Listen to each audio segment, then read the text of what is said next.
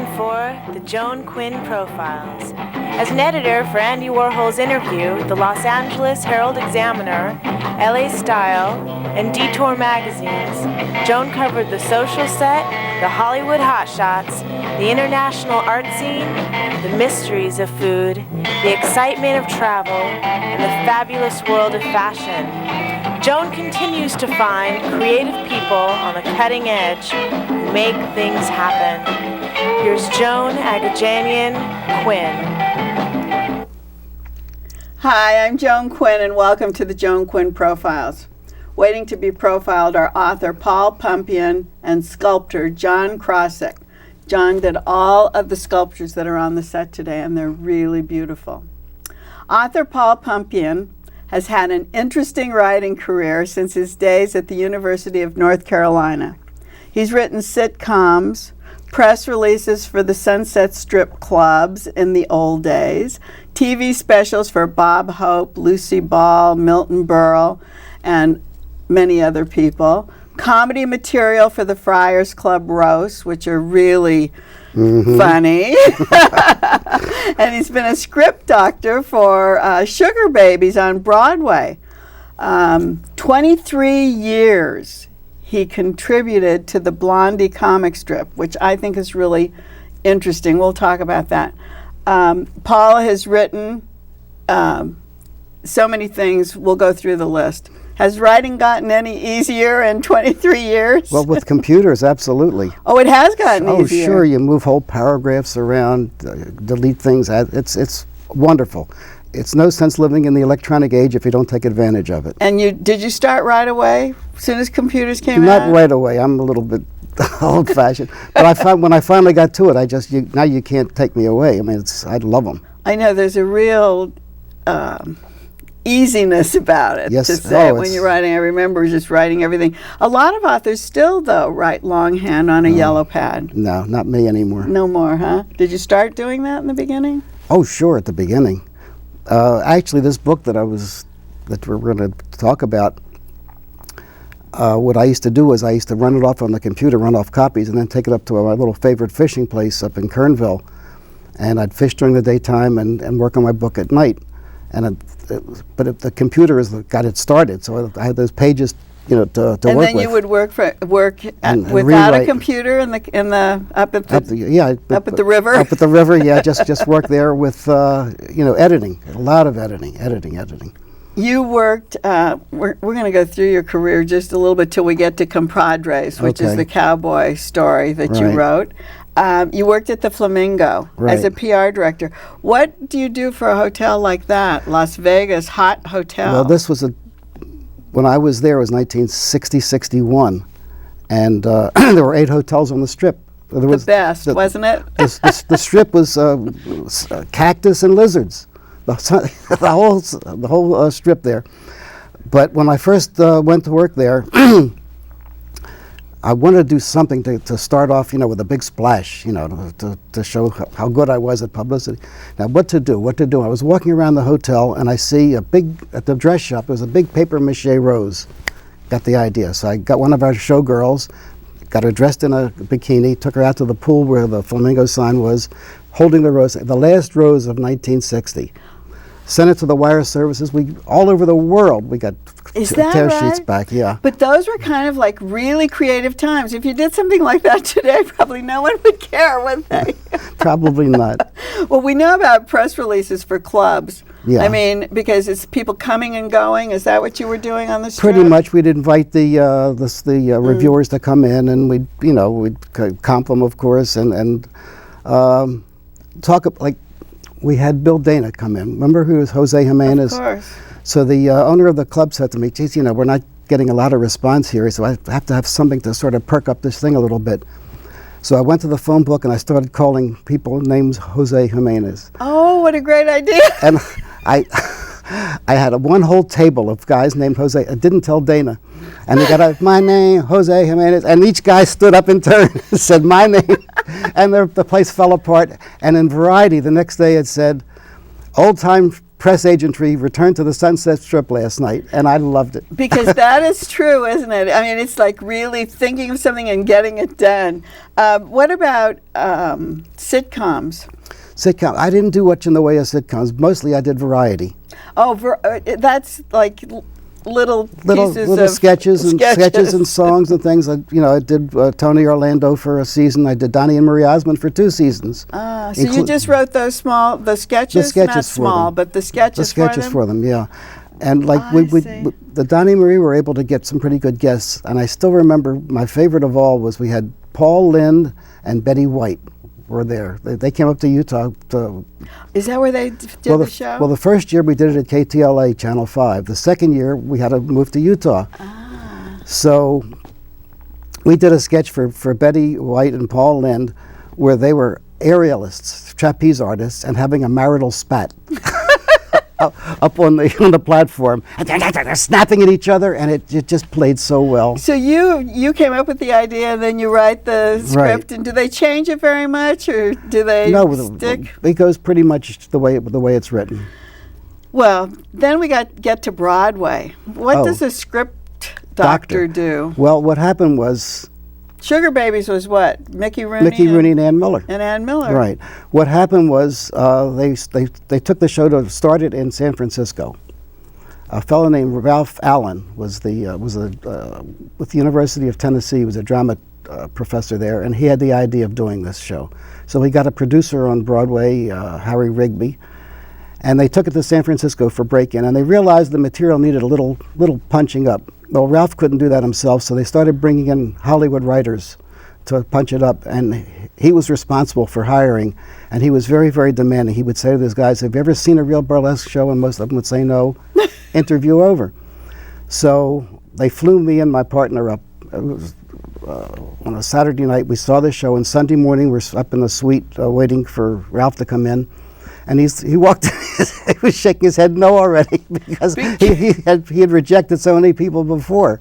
Oh, he just had another 2 people, and he said, right? "If you either have ever..." I said, "Oh yeah." I said, I have to admit, I used to hook school on a Thursday when the new show would come into this Gaiety Theater in Baltimore, and I used to sneak down, and I said, and my favorite comedian of all was a fellow named Billy Cheese and Crackers Hagen. And he said, "That's my idol. That's the guy who inspired me to do this show." We walked out with a job. You're kidding. And then what did you have to do? Just punch up, Write new things? No, nothing new, but you would take the existing sketch and just jazz it up a little bit.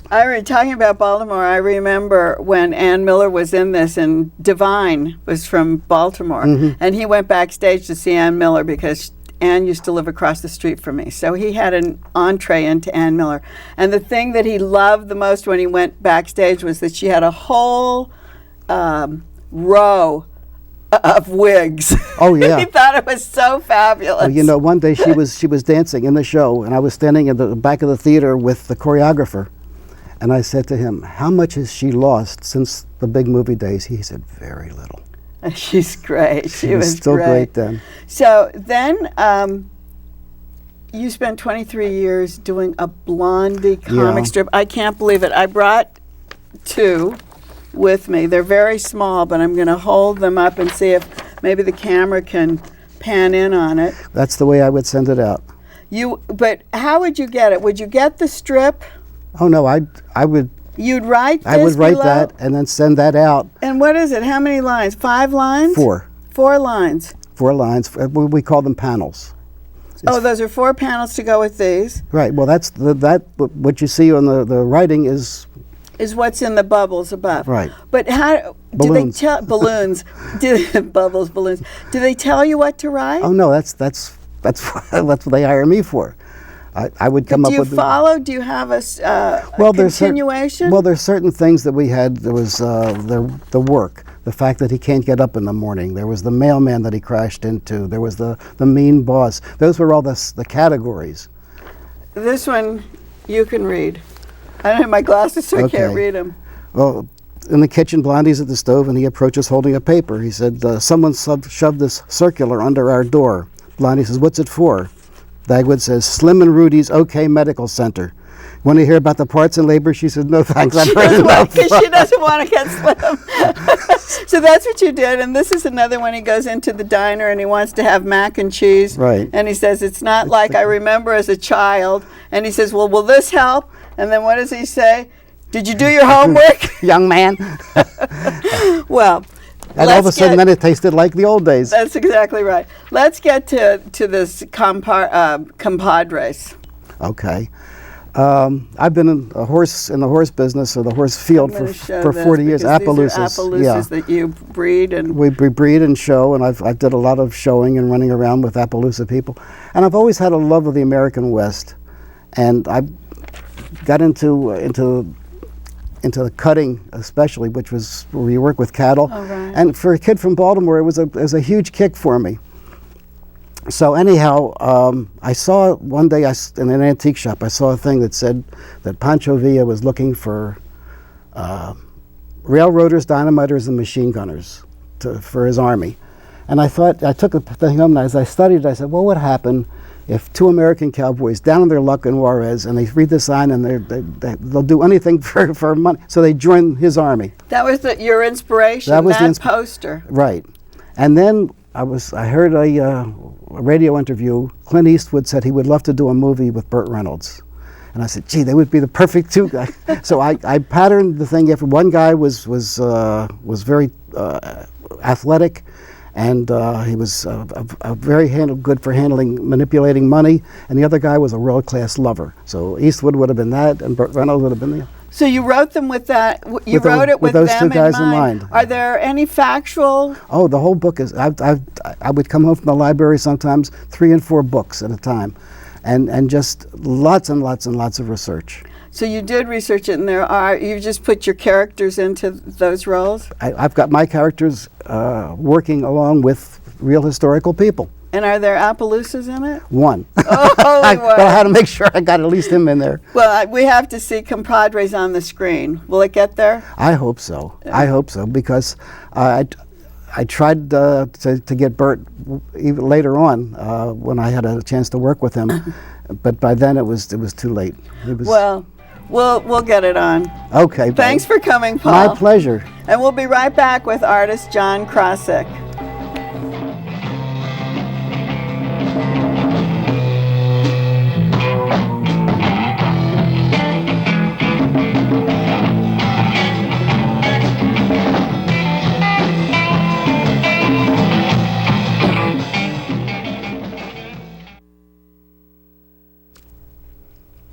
Hi, I'm Joan Quinn, and welcome back to the Joan Quinn Profiles. I'm with sculptor Jon Krawczyk, who's a graduate from Connecticut College. He studied fine art in Europe, and he's apprenticed with several acclaimed sculptors. You've seen his work in galleries across the United States, and he's widely collected in Europe as well as America. So let's talk about your schooling. How important was it to go to school at Connecticut College and to become a sculptor? Well, I didn't study fine arts at Connecticut College. I actually studied economics and art history. But my schooling really comes from my father, who was a collector of a lot of different sculpture. And Is that right? right, and so that's how I got into. When you were brought up, he was collecting? Right, he was collecting, and they ran an art show back in New Jersey, a little art show, and that is how I fell in love with sculpture. Well, then when did you actually decide to be a sculptor? Were you going to be a business person? Initially, I thought I was going to be a business person, and then in college, I made a switch and I started to play around with painting. Oh, you did? And I'm not a great painter, I must admit. So Is that what happens? You have more of a feeling for making things with your hands rather than painting things? exactly, my hands, I'm very textural, and I like form and shape, and so I moved right into sculpture and met an artist out in California who offered me to work for him. You mean after you started you were taking art then in school Right. for a while, and then you met someone who brought you out? Well, I graduated from Connecticut College, and then I met an artist named Brad Howell. Oh, who's a very well-known artist. Right, and he offered me to work for him, making no money, but learning the trade. And what was he doing? he was building a large abstract sculpture. He's in galleries around the country and the world, and I was just an assistant. So you learned the basics And Learn- that you think that's the best way to learn them? I think as an apprentice, how they did in the old days is the best way to learn. And you worked with other people here too. I moved out to Santa Fe. I met a gentleman named Bill Barrett, who's a very well-known sculptor. And I happened to be walking in New York City and saw his studio, saw his sculpture, walked in there, and by an hour later, he offered me a job in Santa Fe to work for him. So you went to Santa Fe to work. So I went to Santa Fe for 4 or 5 months. Same type of thing? Exactly, but a new process. So your learning process as you're going along, are you still making your own work during this period? I was, for both sculptures, I was doing my own stuff, and that's... And how do you have time to do that? Well, when I was younger, I was in my early 20s, so you don't need a lot of time to sleep or do anything else. So after my hours were over working for them, I would work for myself. You get up and do your own things. Right. What kind of materials do you really like to work with? I love bronze. Bronze is it's a stunning material. And is it poured? I do not pour. I fabricate all my sculpture. Is it? Can it be poured bronze? Sure. You can cast it and pour it. I prefer to work with it, and that's sort of my process. So where does the bronze come from for you to work with? It's easy to find, and you buy it in sheets, 2 by 10 foot sheets or 4 by 8 foot sheets. So it's all flat material you start with. And take us through the process, say, of making this beautiful sculpture of Joan Quinn. I love it. Well, thank you. I start with ideas that are pretty much in my head, and I know roughly where I want to go with it. And I obviously did a lot of research into you and to see what other people have done, doing representational stuff of you. Right. And since I'm an abstract sculptor, I put my own twinge on it, and I start to make the shapes and form them. You like cubic forms. You work in two different kinds of things. You have a lot of cubistic forms in your work, and this you can see that. I'm a big fan of Picasso's cubistic style, but I mix that with a Henry Moore very biomorphic style. So I try to take the cubic forms and then kind of play with them a little bit to break up that such a... Because here's one form, right? Right. And this bottom part, and then you get the roundish. Right, so you're bringing them both together, so you're sort of playing one against the other. And then, are these painted, the surface painted? No, I work with patinas, different acids and some... But how do you do that if it's not that's the secret. Because they're very vibrant, and they look like they've been, I don't know, what is a patina, fired? It's basically a hot patina process. We're using a torch at a couple hundred degrees, and then you're dipping the acid on. I do use some pigments in my acids. Oh, that's right. So that helps to... So this would have pigment in it. Right. And then how do you apply it? It's you're heating the material up, and then with a brush, you're dabbing the brush on the material, which then you layer different chemicals and different layers, gives you the different textures and colors. And the same thing on this piece in the middle? Exactly. Tell me what that is. That's another, for me, it's another abstract womanly form, and it's very, I mean, you can see the difference of the two, and it's very, very, yeah, this is Henry so Moore. Sculptural, and this is so cubistic. Right, and so it's just two different things that I have going on with my art that I'm moving towards each other, but there's certain things I love about both sort of forms. And then this is the same process?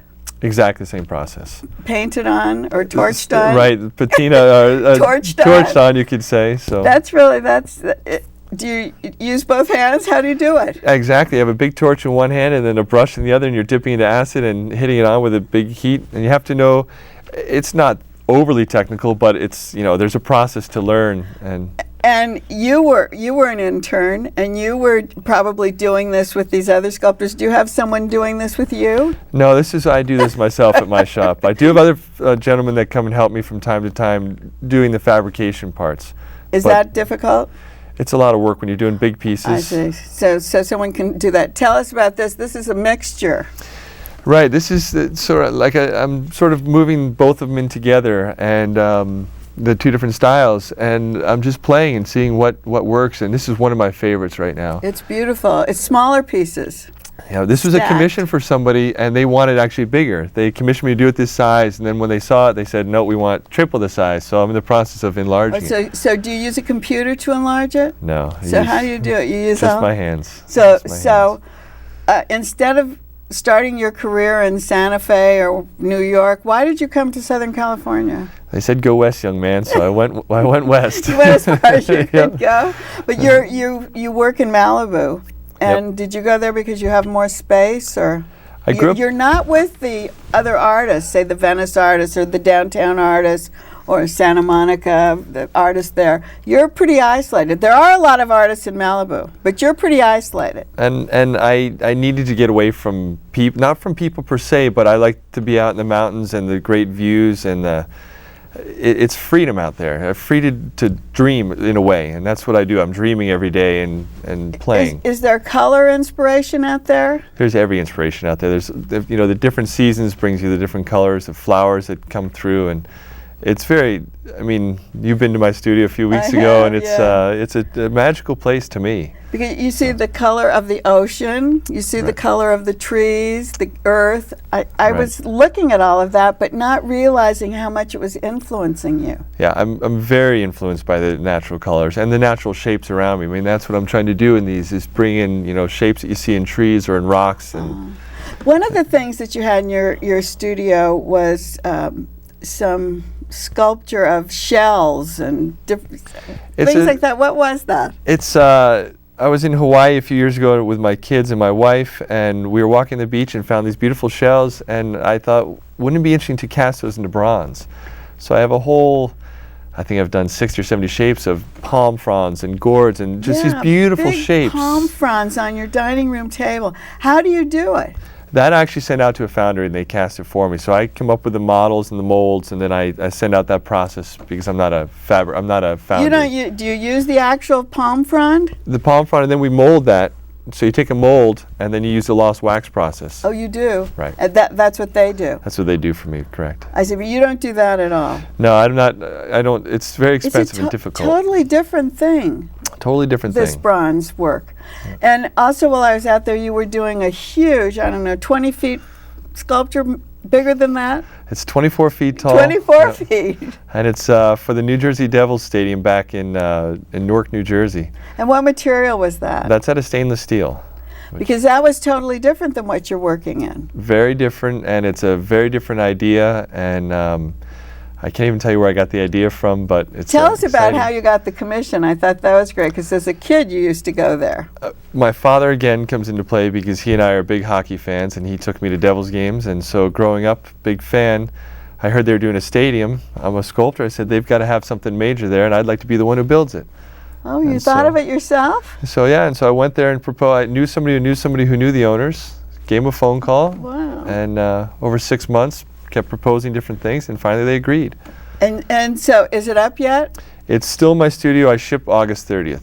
So when you ship, you go back, do you install it? How do you ship it? It's a huge piece. Well, I'm going to actually put it in my truck and trailer in You pieces. take it apart? Oh. In some of the pieces, and we're driving across country.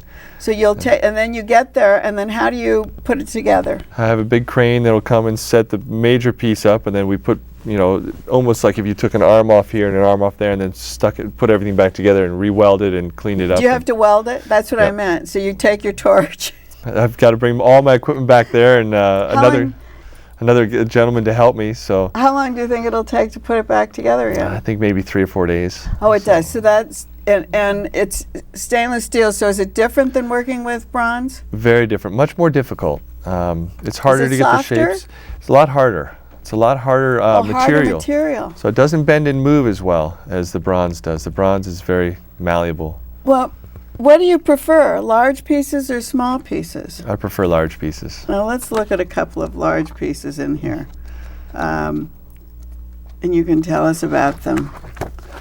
That's one of my first large pieces. It was for the David P. Romay Arts Council building in It's in great, Texas. It was for yeah. Texas A&M. A great piece, 22 feet tall by 36 feet long. Wonderful. And so that was that's an aluminum piece actually. And this side, on this side? Those sides are bronze pieces. They're about 7 or 8 feet tall, and the one called Apache Sun is one of my all-time favorites. But they're painted. I mean, patinated. the same They're way. patinated, They're right. patinated. Patinated, right. But because you can't get that kind of color. And does it last? It lasts phenomenally Outside? well. Phenomenally well. I haven't had problems yet with my patinas changing at all. So Okay, I'm going to just look at these, because these are small pieces like we have, right? those I'll are- do this piece first. Yeah, those are little tabletop pieces, and those are models for large pieces. Oh, so So- you, I start with those. I work out sort of design and draw and figure out how they're going to relate together in smaller version. Then I enlarge them. and we have a drawing on the set. Right. And is that like how you would start? It's exactly how I start with if a client has a commission, I'll do 10, 15 drawings for them, and then from the drawings they'll pick out several. I'll make them into wax models first. Oh, you and do? then, right. And then from wax, then I go to these bronze models.